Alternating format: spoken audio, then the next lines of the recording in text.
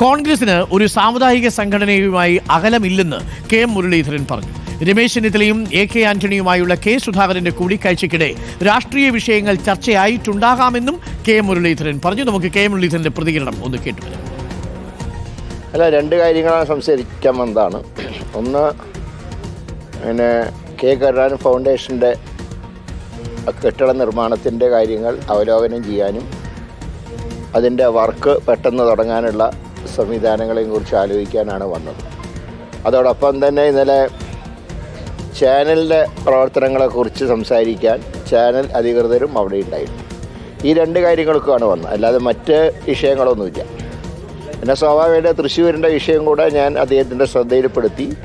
അത് എത്രയും പെട്ടെന്ന് തീരുമാനം ഉണ്ടാവുമെന്ന് അറിയിച്ചിട്ടുണ്ട്. ഇല്ല, അങ്ങനത്തെ ഇല്ലല്ലോ. അതില്ല എന്ന് പറഞ്ഞു കഴിഞ്ഞാൽ പിന്നെ അതിൻ്റെ റീഓപ്പണിൻ്റെ ആവശ്യമില്ലല്ലോ. നടക്കാത്ത കാര്യം ചർച്ച ചെയ്യേണ്ട ആവശ്യമില്ല. അതുകൊണ്ടാണ് ഈ രണ്ട് കാര്യങ്ങളാണ്. ഒന്ന്, ഫൗണ്ടേഷൻ്റെ നേതൃത്വത്തിൽ കെട്ടിട നിർമ്മാണത്തിൻ്റെ കാര്യം ചർച്ച ചെയ്യാനും, രണ്ടാമതായിട്ട് ചാനലിൻ്റെ വിഷയങ്ങൾ ചാനൽ അധികൃതരുമായിട്ട് ചർച്ച ചെയ്യാനും. ഇപ്പോൾ കഴിഞ്ഞ ദിവസം രമേശ് ചെന്നിത്തലയെ കണ്ടു, AK ആന്റണിയെ കണ്ടിരുന്നു. അതിന് തൊട്ടു പിന്നാലെ അങ്ങേക്കാണ്. അപ്പോൾ പാർട്ടിയിലെ പ്രധാനപ്പെട്ട നേതാക്കളായിട്ട് കെ സുധാകരൻ അങ്ങോട്ട് പോയി കാണുകയാണ്. അപ്പോൾ ഒരു സ്വാഭാവികമായൊരു സംശയമാണ് കെ സുധാകരൻ സ്ഥാനത്ത് തുടരാൻ വേണ്ടി പ്രധാന നേതാക്കളുടെ പിന്തുണ ഉറപ്പാക്കുന്നത്. ഒരിക്കലും അങ്ങനെയൊന്നുമല്ല. കാരണം അദ്ദേഹം തുടരണ്ടെന്ന് ആരും പറഞ്ഞിട്ടില്ല. അതുകൊണ്ട് തന്നെ അതിൻ്റെ കാര്യത്തിൽ പിന്തുണ ഉറപ്പാക്കേണ്ട കാര്യമൊന്നുമില്ല. പക്ഷേ പൊതുവായിട്ടുള്ള രാഷ്ട്രീയ കാര്യങ്ങൾ ചിലപ്പോൾ അദ്ദേഹം AK ആന്റണിയുമായും രമേശ് ചെന്നിത്തലയായിട്ട് സംസാരിച്ച് കാണും. ഞാനുമായിട്ട് ഈ രണ്ട് വിഷയങ്ങളെ സംസാരിച്ചിട്ടുള്ളൂ. അതുപോലെ തന്നെ പാർട്ടിയുടെ അധികാരം മാറുന്ന സൂചന പ്രത്യേകിച്ച് രമേശ് ചെന്നിത്തല കഴിഞ്ഞ 11 വർഷത്തിന് ശേഷം NSSന്റെ പരിപാടിക്ക് ക്ഷണിക്കുന്നു. അദ്ദേഹമായുള്ള പണക്കം മാറുന്നു.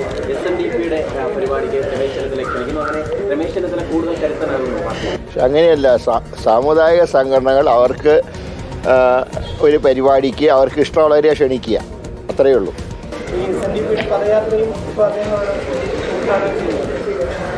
അല്ല, അതിപ്പോൾ മറ്റേ സമുദായ നേതാക്കന്മാർ അദ്ദേഹത്തിന് അവരുടെ ചടങ്ങിന് ക്ഷണിക്കുന്നു. അതിലെന്താ അത്ര അത്ഭുതം? എന്താ, കോൺഗ്രസ് പാർട്ടി ഒരു സാമുദായിക സംഘടനകളുമായിട്ട് സ്പർദ്ധയ്ക്ക് പോകാറില്ല.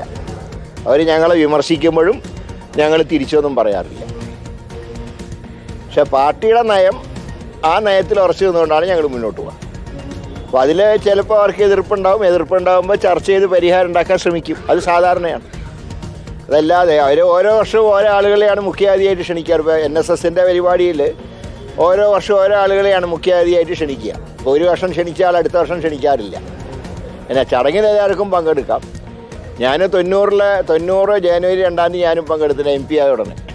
അപ്പോൾ എല്ലാവരും പങ്കെടുത്തിട്ടുണ്ട്. കോൺഗ്രസിൻ്റെ ഒട്ടുമിക്ക നേതാക്കന്മാരും അതിൽ പങ്കെടുത്തിട്ടുണ്ട്.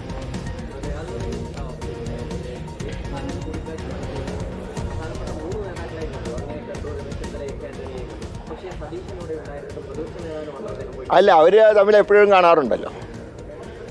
അതുകൊണ്ടാണ് അവർ ഏതാണ്ട് എല്ലാ ദിവസവും ഒരുമിച്ച് കാണാറുണ്ട്. ഇപ്പോൾ K Muraleedharan KPCC president K സുധാകരനെ കണ്ടതിനു ശേഷം മാധ്യമങ്ങളോട് സംസാരിക്കുകയായിരുന്നു. നമുക്കൊപ്പം റിനു ശ്രീധർ ചേരുന്നുണ്ട്. റിനു ശ്രീധർ, കോൺഗ്രസിലുള്ള കരുനീക്കങ്ങളൊക്കെ വളരെ വേഗത്തിലാണല്ലോ. ഒരു ഭാഗത്ത് NSSും SNDPയും രമേശ് ചെന്നിത്തലയെ ക്ഷണിക്കുന്നു.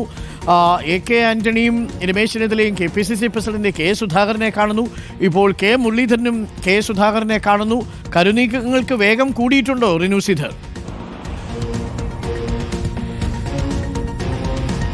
തീർച്ചയായും ഡോക്ടർ അരുൺകുമാർ, നമുക്കറിയാം പുനഃസംഘടനയുമായി ബന്ധപ്പെട്ട് മുന്നോട്ട് പോകുന്ന ഒരു സാഹചര്യമുണ്ട് നിലവിൽ.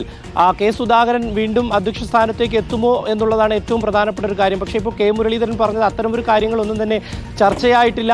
നിലവിൽ അത്തരമൊരു വിഷയമേ ഇല്ല, പുനഃസംഘടനയേ ഇല്ല എന്നുള്ള തരത്തിലാണ് കെ മുരളീധരൻ ഇപ്പോൾ മാധ്യമങ്ങളോട് സംസാരിച്ചത്. തന്നെ കാണാൻ വന്നത് കെ കരുണാകരൻ ഫൗണ്ടേഷനുമായി ബന്ധപ്പെട്ട്, അതുപോലെ തന്നെ അവരുടെ പാർട്ടി ചാനലുമായി ബന്ധപ്പെട്ട കാര്യങ്ങൾ ചർച്ച ചെയ്യാനാണ്. ഒപ്പം തൃശ്ശൂരിലെ കാര്യം മാത്രമാണ് ഇതുമായി ബന്ധപ്പെട്ട ചർച്ച ചെയ്ത. പുനഃസംഘടനയുമായി ബന്ധപ്പെട്ട ഒരു കാര്യവും ചർച്ച ചെയ്തിട്ടില്ല.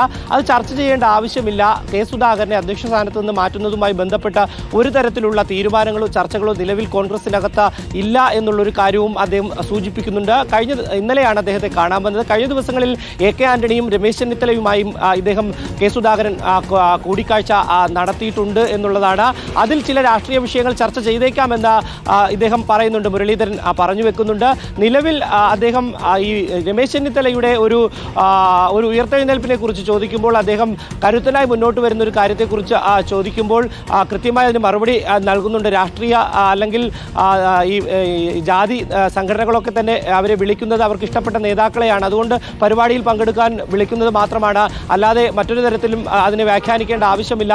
നിലവിൽ കോൺഗ്രസിന് ഒരു സംഘടനകളുമായി, ജാതി സംഘടനയും സമുദായ സംഘടനകളുമായും ഒരു രീതിയിലുള്ള ബുദ്ധിമുട്ടും ഇല്ല എന്നുള്ളൊരു കാര്യം അദ്ദേഹം പറഞ്ഞു വെക്കുന്നുണ്ട്. പക്ഷേ അങ്ങനെയൊക്കെ പറയുമ്പോഴും രാഷ്ട്രീയപരമായി നമ്മൾ നോക്കുമ്പോൾ കൃത്യമായി പുനഃസംഘടനയുമായി ബന്ധപ്പെട്ടുകൊണ്ട് ഒരു വേഗത കൂടുന്നുണ്ട് കോൺഗ്രസിനകത്ത് എന്നുള്ളതാണ്. അതിൻ്റെ ഒരു ആക്കം കൂട്ടുന്ന തരത്തിലാണ് കെ സുധാകരൻ ഈ മുതിർന്ന നേതാക്കളെ, അതായത് വി ഡി സതീശനെ ഒഴിവാക്കിക്കൊണ്ട് മറ്റു നേതാക്കളെയൊക്കെ തന്നെ കാണുന്ന ഒരു സാഹചര്യത്തിലേക്ക് പോയത്. എന്തുകൊണ്ട് വി ഡി സതീശനെ കാണുന്നില്ല എന്നുള്ള ആ ഒരു ചോദ്യത്തിന് അദ്ദേഹം വളരെ ചിരിച്ചുകൊണ്ട് മറുപടി പറഞ്ഞത്, അവർ തമ്മിൽ സ്ഥിരം കാണുന്നുണ്ട്, നമ്മൾ തമ്മിൽ സ്ഥിരം കാണാറില്ല, അതുകൊണ്ടാണ് ഇങ്ങനെ പ്രത്യേക ഒരു കൂടിക്കാഴ്ച നടത്തുവാൻ വേണ്ടി തീരുമാനിച്ചത് എന്നാണ്. എന്തായാലും നിലവിൽ കോൺഗ്രസിനകത്ത് ഈ പുനഃസംഘടനയുമായി ബന്ധപ്പെട്ടുകൊണ്ടും മറ്റു ചില രാഷ്ട്രീയ വിഷയങ്ങൾ ബന്ധപ്പെട്ടുകൊണ്ടും വലിയ രീതിയിലുള്ള അസ്വാരസ്യങ്ങളും ചർച്ചകളും കൂടിക്കാഴ്ചകളും നടക്കുന്നു എന്നുള്ളത് വ്യക്തമാണ്. Arun, okay, thank you Rinu. കേരളത്തിൽ വലിയ